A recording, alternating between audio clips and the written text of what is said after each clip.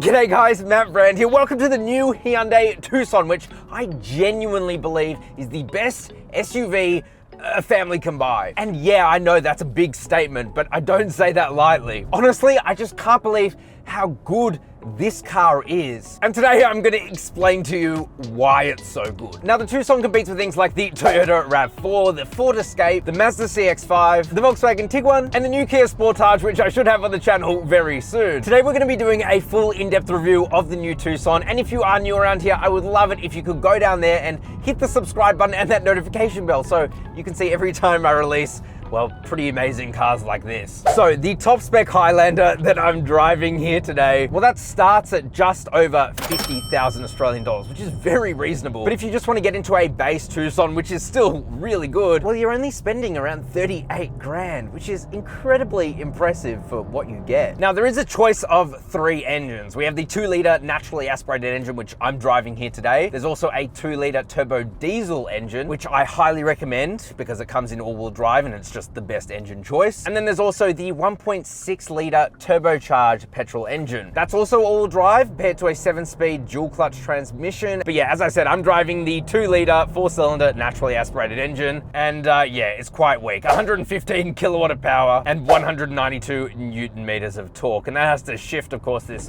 pretty big brick. Weighs about 1.6 tons, so yeah, you're not moving very quickly in this thing. In fact, the 0 to 100 is around 12 seconds. I mean, it's fine for most people. In fact, I would say if you're on a bit of a budget but you want like a nice spec, just go for the 2-litre. You know, it moves the car along good enough, and it's still enough to have a bit of fun on a back road like here. It is though front wheel drive, so all the other engines are paired to an all-wheel drive system, which is fine though, because I mean, this thing just doesn't have enough power for that ever to be an issue. And it goes through a 6-speed automatic torque converter transmission, which to be honest is not the best out there. In fact, when I was first driving this around, I genuinely thought it had a CVT, because what it's trying to do is keep your car in the highest RPM possible. Because it's naturally aspirated, it really builds most power when it's right up in the rev range. So it's like trying to get this car at like 4,000 RPM if you're trying to have a bit of fun.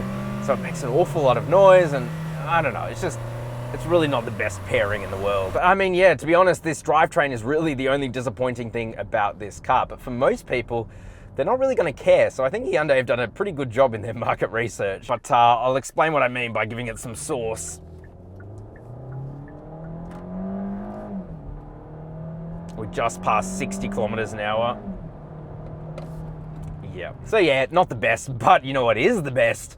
The exterior. So let's go talk about that. Okay, so let's look at the exterior of the new Tucson. First of all, starting up front, of course, I love the grille. I think it's so cool. Also, the daytime running lights, the cascading effect to them, so cool. You've got the headlights over here. They're a bit low, but they're fine. And up top, you have these cool cutouts here. So I think from the front especially, very good looking car. And then moving to the side, I really like these wheels because there's a good amount of tire tread to them, as well as the alloys there. They look really nice. So overall, it really helps to make this thing ride really smoothly, as we'll get onto soon. Then as we continue to the side, look at all the cutouts in the body. This thing is so sharp, especially if we step back a bit. You can see all the way that body lines kind of go in.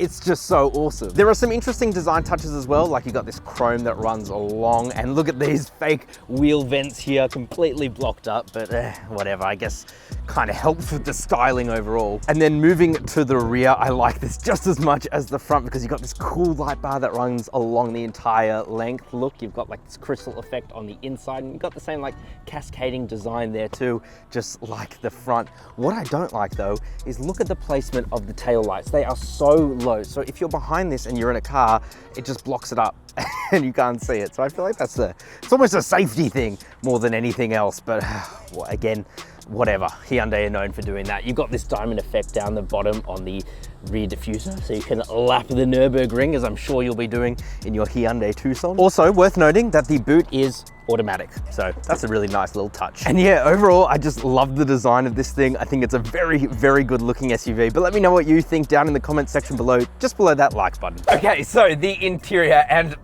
Wow. It's kind of going for that Santa Fe look. We got this two-step dash and a whole bunch of contrasting materials. I really like the light interior, but if you have a family of kids, that's probably not the wisest decision. They're gonna mark pretty easily. But still, you have this beautiful like white leather on the dash. You got like this cloth material up top, which is quite interesting. And it's honestly just a truly beautiful place to be. And of course, you have soft touch materials just absolutely everywhere, which is super important because it helps to soak up a lot of road noise.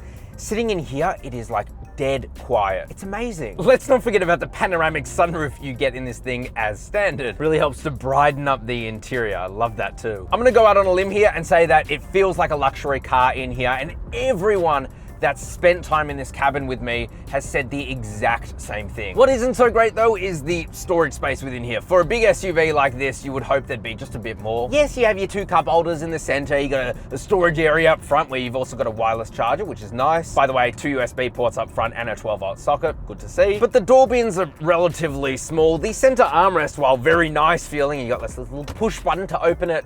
You know, it's not the biggest out there. And the glove box as well, like it's decently sized, but not massive. It's pretty good, but competitors like the Tiguan, they just do it better. You know what's universally good though?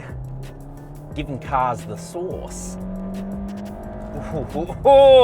Yeah, this one's not particularly exciting. You know what, while we're complaining, let's talk about this like button stack here, because it's not really buttons, it's all touch sensitive stuff. And it's just annoying because, you know, touch sensitive is not the safer option. Real buttons where you know what your fingers are doing are much better, because here you have to take your eyes off the road. There is no distinguishing between any of the buttons. So you have to look, because there's so many buttons to control the infotainment display and also the air conditioning controls. The only saving grace of this is that Hyundai have put this on gloss plastic, but it's the kind of gloss plastic that doesn't mark when you touch it.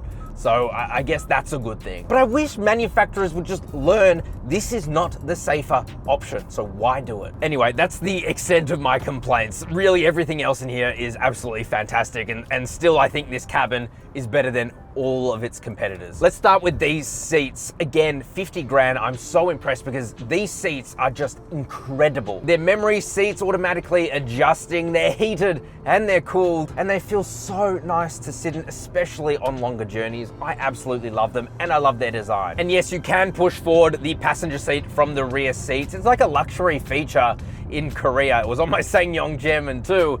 But here in Australia, where you have annoying, pesky little children who are gonna click those buttons while you're sitting in it, that might get old pretty quickly. The steering wheel, absolutely fantastic. I love the 4-spoke design that Hyundai are going for. Feels great in the hands, really good leather, and buttons to control absolutely everything, and they're logically laid out as well. So I've got zero complaints. It's really nice. As is the technology situation in here. Up front, you have a floating digital instrument cluster. It's on like this little tablet display. It's pretty cool. It's plenty bright, color accurate. You have menu in the center, and you can toggle between different things, and yeah, it's very responsive. I absolutely love when you change between the different driving modes. You get these really cool animations, and there's zero lag. I've been in some Hyundais where this has lagged quite a lot.